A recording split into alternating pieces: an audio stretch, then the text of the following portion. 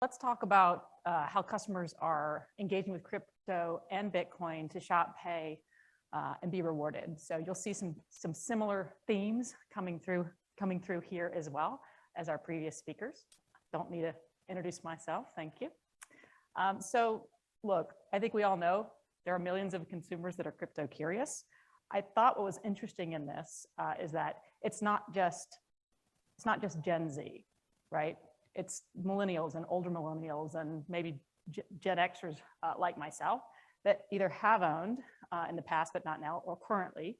And there are other similar stats with just intention. And I think what you'll see if you didn't in the last two conversations, definitely as we walk through here over the next 5 years, this will start to proliferate at increasing scale. So what is driving consumer demand to shop, pay, and be rewarded?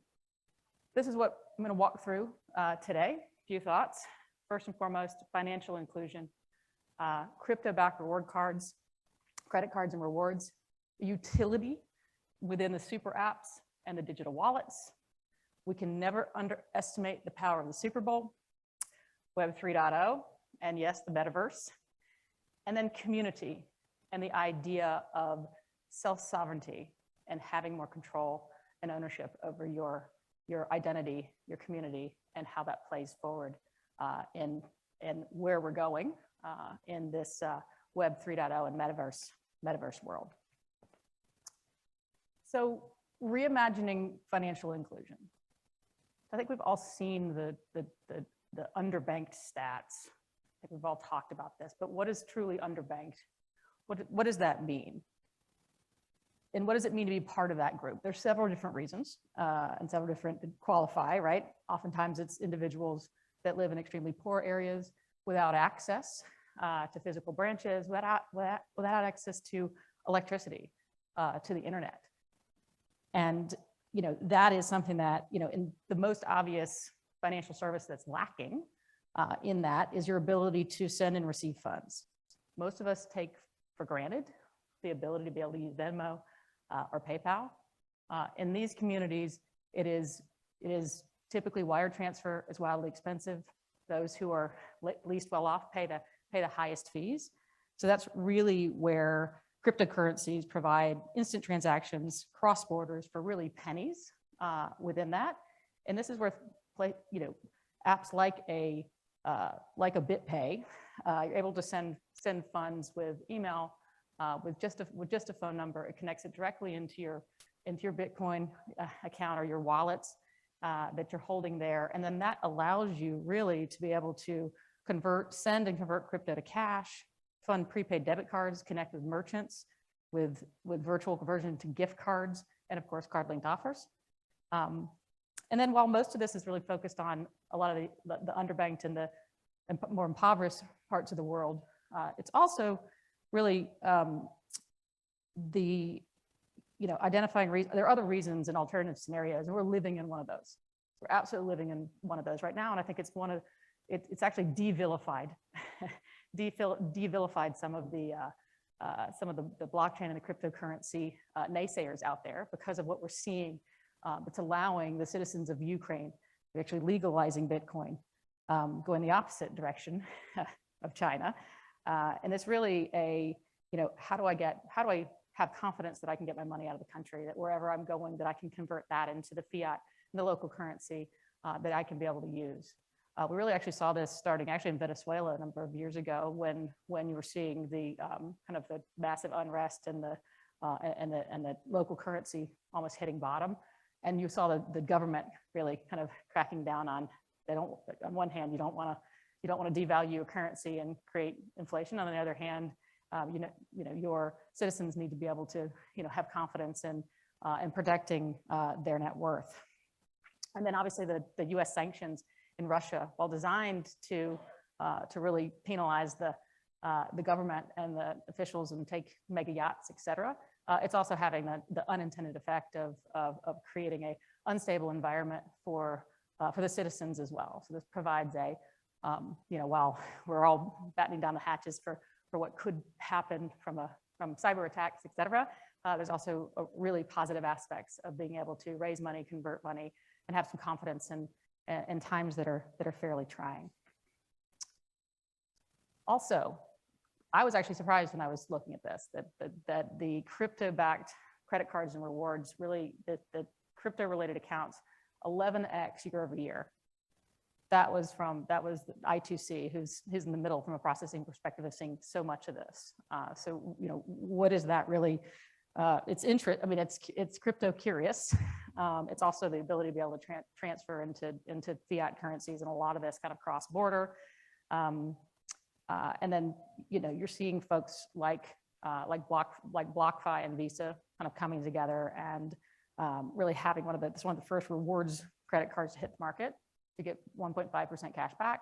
You're actually getting cash, then it's converting to crypto. So it's not direct yet, but we'll start to see more and more of that, hopefully with the utility and fungibility on the back end of that as well. So we can't get through any of these without talking about the super apps or the digital wallets, because this is really where the blockchain and crypto really drive so much more utility and fungibility for both loyalty points and loyalty programs. Oh, I got my stuff. So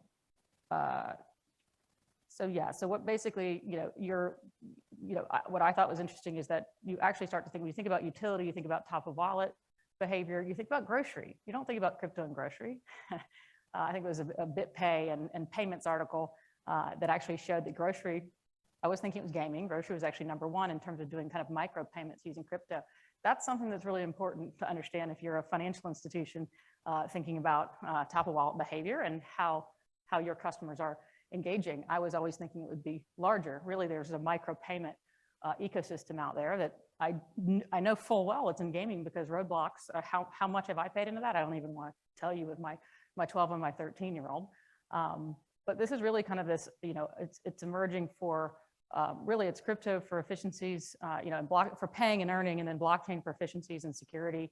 And you start to think about the super apps, the big players. You start to think about the big players, and what I find really interesting is where your Grabs of the world are going, right? So that's Southeast Asia, really the Uber of what we have now, starting with ride hailing, going on to the Uber Eats of the world, going on to, I'm going to connect you to stuff everywhere. And then what's the universal component in that? Well, first of all, you then start to build payment ecosystems underneath it. Those are for big companies. Now that we start to get to a place where you're getting super app as a service companies standing up, Novi and Visa are building that out. It's really creating and they're building on blockchain, which is creating more accessibility to other players and partners. Speaking of everybody kind of having a branded wallet and wanting to be able to play, and then also being able to translate that, move across border, and then create a level of, I think, kind of a fungibility ecosystem that provides, I'm sorry, I'm jumping into this, but that actually kind of provides a decentralized kind of exchange system that's going to allow you to really think about exchanging your loyalty points, your coins, combined, converted. This will also come to life with kind of coalition type spend. This is a great example here. So this is Singapore Airlines in 2018. They actually launched a blockchain-based, miles-based wallet. They brought 18 merchants in and said these miles can be used and converted into cash to pay. So creating more of those loyalty type systems, and it's all taken off the chain and kind of the tokens, if you will. I think you're going to start to see this coming to life with spend in communities, whether that be a physical mall, whether that be small businesses and restaurants in a local community, or even a mall in Decentraland, as we start to move into the metaverse. So then there's the Super Bowl. I start to think about, like, what is it, what's going to start driving behavior? Well, if there's not a marketer out there that doesn't use the Super Bowl to try to drive behavior. So if you take a look at the 4, right, massive Super Bowl commercials that the cryptos were diving into. Never mind the fact it's a little concerning that Coinbase's website crashed for a number of hours, and this process doesn't give me the greatest of confidence with some of the stability issues in general, but nonetheless, this is one thing that I think if you're following the trends and looking at where brands are putting their dollars, they're making bets here, and that you'll start to see the consumer base follow. So we'll have a little bit of fun here. So what do Snoop Dogg, Lady Gaga, a tiger, Jamie Dimon, Mark Zuckerberg, and Paris Hilton have in common? They're all in the metaverse. They're all in the metaverse. So, I just had to go with the, you might not have a car or a big gold chain, stay true to yourself and things will change from a Snoop Dogg perspective. So he is, this is a place you can live and breathe and you can be whoever you want to be. And you may not have that in real life, but you sure can. You can sure can make an interesting avatar persona and life yourself, you know, in the metaverse. So what I like to, and I think that we heard kind of the perspective on a metaverse, I like to think about what a metaverse isn't when you think about this. A metaverse it's not VR, it's not any specific device. It definitely is not Facebook. It's an approach to living on the internet. It's an approach to living in a kind of physical, digital, and virtual world that we will all have experience in different ways, but our kids definitely will. And that's why I think it's here. So this is much more, we started talking about metaverse like a long time ago. I think it was 1998, we started to have this concept come to life, but it is, as we didn't see from the previous, it's here. And then unlike traditional online spaces such as Facebook or Twitter, these meta communities is Decentraland, Roadblocks, Sandbox, people truly own these digital assets. And it's really kind of you can explore and communicate and immerse yourself in these experiences in an entirely new way that, as you also see, there's a ton of money going toward this as well. So that's where you'll be shopping and using both crypto and just the blockchains and NFTs to be able to buy, trade, have status, create loyalty ecosystem as well. So Seek is this is going to be really interesting in terms of really bringing some virtual sporting events and e-gaming, and this is where Lady Gaga is investing. So we'll start to see concerts kind of across the board. Most notably, you've seen Little Nas X and Roadblocks. My son actually saw that, which is only slightly horrifying. But and then there's Paris Hilton's virtual world. That's also in Roadblocks. We don't talk a lot about Roadblocks here because a lot of our major brands are investing in things like Decentraland and some of the new meta communities. But Roblox and Pokemon, which is more of an AR, as well as Fortnite are also, I mean, really kind of that's where the younger generation is growing up. And of interest, Paris Hilton had 19 different consumer product lines that generated $4 billion in revenue over the past decade. So you look at these microtransactions and people are buying outfits and riding jet skis, and in the real world, she charges $1 million a night to be a guest DJ. So imagine how that's going to come through, even if it's just, $1 or $5 to be able to access millions and millions of people. And then let's not forget Roadblocks, Nike, Adidas, Gucci, $4,000 Gucci bag. The actual real Gucci bag is only $1,500. Unbelievable. It's a status symbol. So just like Bored Ape Yacht Club. So it's going to be very interesting to see these things come together. And then finally, as you think about JP Morgan Chase, the first of the major banks to launch into the metaverse. This is the Onyx Lounge. Chase has reported in this report when they launched this that $52 billion was spent in virtual goods in 2021. I think I'm definitely 1% of that with my Roadblocks bucks. But either way, it's paving the way. Where that amount of spend is, you're going to start to see everything from everything we're talking about, just the virtual real estate, number of plots of land, everything's going to come to life in these worlds. You're going to start to be funding into these large ecosystems. You're going to have it run off of the NTF. I mean, the NFTs, you're going to have the peer-to-peer networks. You're also going to have your major banks start to play in some of this world as well, and some of the traditional lending mechanisms. I think this is, so you can't, I mean, I'm surprised I haven't seen this yet, but Steven Spielberg's 2018 Ready Player One is really the best way to bring this to life. I got 100,000 coins. As soon as I took the key, all the coins just appeared in my account. I'll tell you what, so I'm soiling what's my happening haptics here right is now. they are, I don't know if you've seen this, I've now seen it twice. You can see this in the theater with my kids, but they're walking in. He just Kills won every one of avatar on the the planet, 5 keys even the owner. What's that? of their they buy everything. of their metaverse. And 20,000 for the holy hand it's the grenade. first time he's really walking through and That's a grabbing steal. and spending because he just had like $5 million put into his account. Zemeckis cube. Prior to this I day, need this one could of be a those. place where he's Okay, coming don't in spend and all your saying, money. more coming in and looking for discounts. Maybe I can go activate and X1 haptic boot suit. a cashback offer then to take into the mall, setting beside that. And then this is actually where he's buying things he's using in the real world and in the metaverse. It's showing how it's coming together. And so I think that it really demonstrates what we're starting to talk about and what we're starting to see. So Steven Spielberg's always ahead of everything. And then this next clip, it's going to hone in here. Sorry, no sound. I think it's maybe. Here we go. This next clip is. I told you. With the new war chest of outfits and and such from the shopping experience, getting ready to go on a date to a nightclub. Should I go more? Saying, how do I look? Can I transform here? Thriller? How is this? No. Along with Punk. his best friends, No. who actually in the real world, when they actually started to get stalked down, and the owner of that metaverse comes to kill them. Listen to yourself. You have a massive This best friend's actually a female, and they all they didn't know. You don't know who, you can be whoever you want to be in these worlds. And that's what I think is going to be so unique when we start to think about identity. We start to think about how do you start to market to an avatar? How do you start to think about take an audience that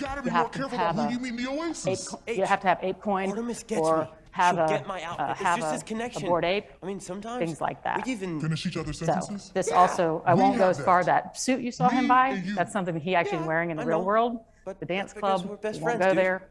Gets a little serious. I'm not sure I can take that leap yet in that process. Could actually be a 300-pound. So, and then real estate. The real estate is absolutely on the rise. And this same thing is in the physical world. It's location, location, location. Who wants to be next to Snoop Dogg? They just announced. They're giving previews and pay $10,000 to $5,000 just to be able to get into the Snoop Dogg mansion, much less buy real estate. Next to him. The mansion, 3 people spent $1.2 million to buy plots of land around what's going to be Snoop Dogg's mansion, which I think is fascinating, because you make the assumption that the Onyx Lounge, that's in the mall area that's modeled after and paid for by a famous, I think, Japanese or Chinese mall area, because you're going to make the assumption all of the traffic's going to be coming to Snoop Dogg, so you want to be right there and visible around that. So I think that's, and unlike traditional supply and demand, I was looking at the Bay Area prices. So yeah, over the past decade for real estate, it follows the 90% rise, but that's actually real supply and demand. No supply, high demand. Here, you're actually seeing the number of landowners, right? Because at some point, you've got your space is infinite. I think we're going to see control factors coming into that, but your landowners are going up. The value of the land sales are also going up just in the past kind of 2 years. So we'll see how that continues to play out. But I think it's just a very interesting model that will also have financing mechanisms and pieces put around them as well.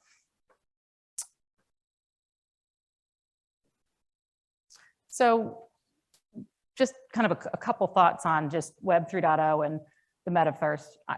From a future perspective, I think it's going to be guided by this idea of sovereign identity. That's something that you're seeing in open banking as well.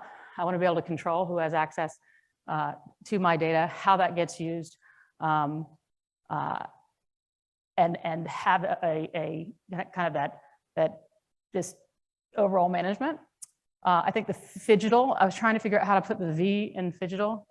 So your digital physical world, haven't gotten there yet, but this seamless interplay between our physical, digital, and virtual worlds, as you saw with Ready Player One. Direct to avatar, that's a pretty interesting thing. So direct to consumer, we're gonna see direct to avatar as well. With, as I think, from a marketing world perspective, I think it's very much going to have a, quite a bit of CMOs paying attention. Democratization in general is a theme, and that I think we'll start to hear more and more with the metaverse and this decentralized nature of the communities coming together and creating, a democratized world where creators, bedroom creators, you can have folks that now you do need an internet connection. So that's what we need to start to work on in terms of inclusion, both financial inclusion as well as access inclusion, because you can start at any age. I think there was an 11-year-old that made millions of dollars sitting in his bedroom in England somewhere, because you don't know, because that's your avatar, right? So you're driven by communities and working together. You're guided by moderation tools. So all of this will need to, there's so much to be done. There's all the moderation and things that have been financial services provided or government provided. We have to, start to work on those tools, those smart contracts, those things will need to evolve as this continues to move. And then finally, kind of inclusive and accessible. So fun fact, what you see here is that's actually my Roblox up on the top. That's my Roblox avatar. I did buy that for 500 Robux. So I am spending money myself now. I also have mom dollars. That's what I call it when my son is, Mom, I need this. And I was like, well, so he's happy I'm playing with him now. But in this world, this is kind of he's going after the mom dollars, that you definitely have, but this is your persona and your avatar, and your direct to avatar in the middle. The bottom left is my son, Eli, actually has blonde hair, and he would never brush it and will go to school and not care what he looks like, but he's very concerned with what his avatar looks like in this. And that is, and it's Codboy234, and then that's my daughter is Demon Frog, is her name, and I'm Topotastic, named after my cockapoo. So this collaboration of us and our family unit is going to look a lot different in my Vantage score and my demographic profile than it is here. But these are the things that not only I can control and I can have more access and democratization to, but it's going to start to define who I am in this unit, who I am as you think about both our payment mechanisms and our marketing, to be able to think about that. So it's the creators of the world, it's the currencies, it's the merch, right, that you either have on you or you're able to create and proliferate in these environments. And ultimately, I think it'll continue to come down to identity. So from the key takeaways as I see it is be present and seamless. You've got to show up across channels with consistency, with authenticity, with utility.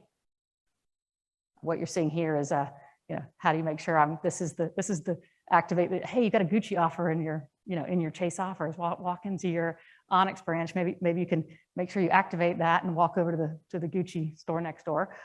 Be fungible, which is striving to provide the greatest level of payment, reward, and currency access, whether that's combining points with pay in 4, or converting crypto to cash at POS, or spitting out fiat currency from a foreign ATM.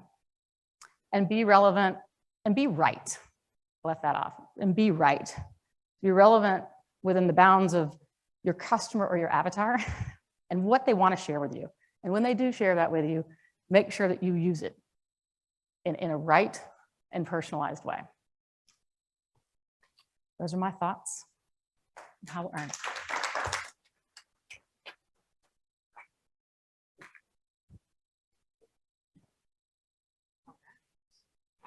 Great. So now we will open it up to questions. Sure. Thank you so much. So one of the things that I was thinking about when you were talking was I was thinking about that phrase phygital.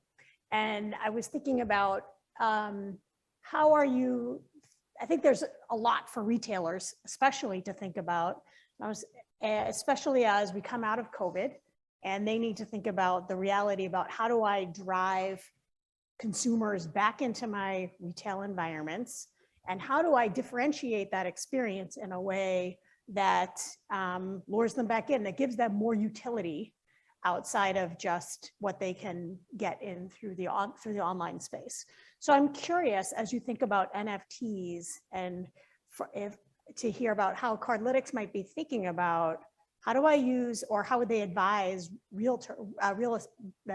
retailers to think about using crypto, using NFTs to solve in-store retail traffic?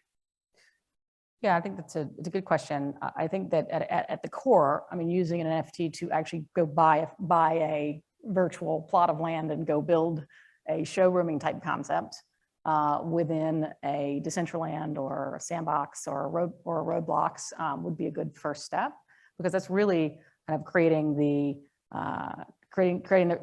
relevancy and the omni-channel nature. I mean, really, this is an extension of omni-channel as we start to think about this, but in a much more immersive way. And it's similar to what we're seeing with retail, which is your mobile devices with you when you walk in. Oftentimes you've actually maybe purchased something that you're going to go pick up, and the retail location is, might as well be a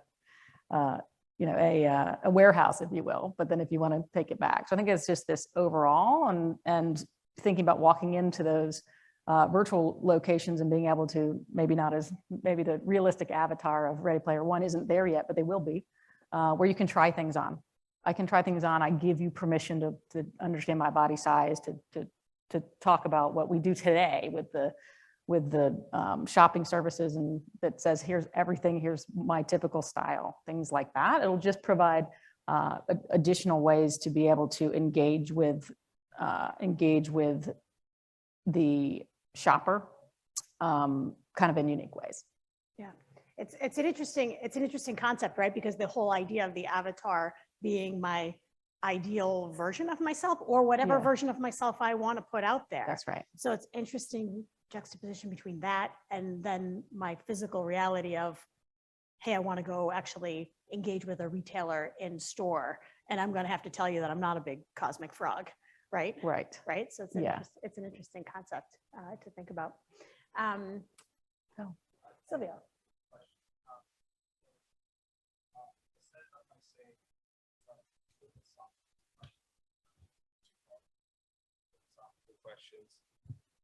Two related philosophical questions, because I kind of feel like these are important, and like the companies in this room are going to be making these policy decisions. So the first one is like around this question of scarcity, right? Manufactured scarcity. You had this great chart, Farrell, about like land prices on the San Francisco Peninsula, and then in the metaverse, right? And people paying top dollar to be next to Snoop Dogg.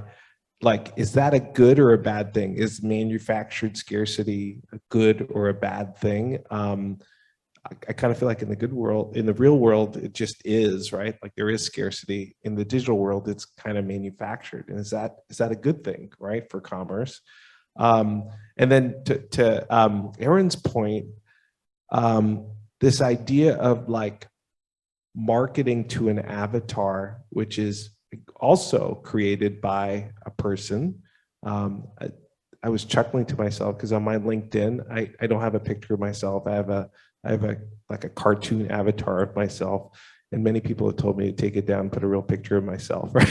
So they can recognize me when they send a LinkedIn invite. So same question, is that a good thing, right? Should we be creating digital versions of ourselves, and is that where we want to go? And I'd just be interested in your thoughts on that. Is manufactured scarcity a good thing in the digital world, and should we be creating different versions of ourselves, and is that like a good thing from a commerce perspective? I'd be interested in your thoughts. Yeah, absolutely. So I think that I don't think we're even touching on manufactured scarcity yet, because I think it still is what it is, because you're following the big investment in the mall ecosystem. So that's going to have its own bounds. You're waiting for, and there's only so much, you're going to test the bounds of relevance, right, as you move further and further away from the Snoop Dogg mansion. So I think once you have, once your Snoop Dogg's and malls, and once you start to have kind of additional investment, we'll start to really kind of understand some of the laws of supply and demand in the metaverse a bit more. But right now, I actually think it is what it is at kind of this stage. And then to your second question is, having an avatars or manufacturing avatars a good thing? I think so. I really do. I think that it is the governance and what needs to, I think, be continued to be worked on. It may not be in our best interest in some of the 2.0 worlds from maybe folks a little south of here, et cetera. I think we need to start to kind of make sure that we're investing in those, that you're creating a healthy place and way that people can engage. But in general, being able to be whatever version of yourself you want to be provides an outlet. It provides a creative outlet. It allows you to interact in a world in a pandemic where you maybe this is social interaction over the past 2 years. I think that there's I think for all of us as parents, as wanting to have a healthy ecosystem of engagement, we're going to need to make sure that our kids and ourselves are living in the real world, and then leveraging some of those indications and those signals in those avatar moments to say, how do I bring those healthily back into some of my interactions and have that define who I am and in all of these worlds. Any other questions in the room? Great.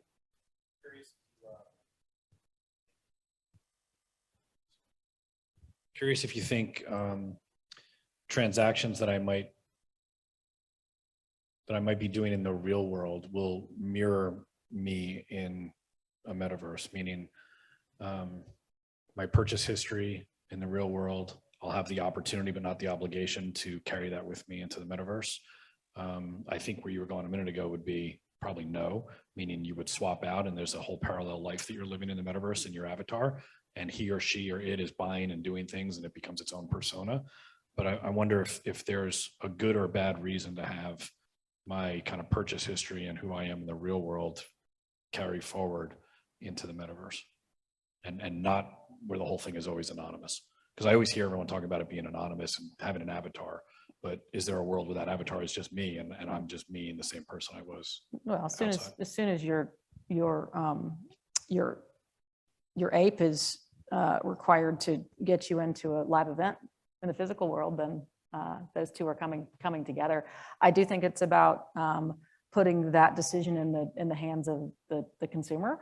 But I do think that even in the example that I used, which is, and I think this is kind of this ultimate omni-channel, and in the CardLinx offers world, if you know that you have a live offer and you're near a local restaurant or you're near a Gucci store, and you say, I want you to make those available to me, make sure that I understand what's there, that there wouldn't be any reason why we wouldn't use that information, again, in all the different ways and channels that you would want to interact. So that was kind of in very much from a Cardlytics perspective, how we've been looking at that. So it's whether I'm carrying through and I have a bank that wants to build their own browser tech, right? Wants to build their own version of Honey and follow PayPal, right? I want to be able to make sure that I'm, again, saying yes, provide these for me when I'm in that moment, when I'm close to POS, when I'm in this connected commerce experience. And I think that's going to extend well into the metaverse with a level of connectivity into that, so I can provide relevance, even while maintaining the level of anonymity in that world, even if it's just the demon frog outfit. Any other questions? Okay, great. Thank you so much, Farrell.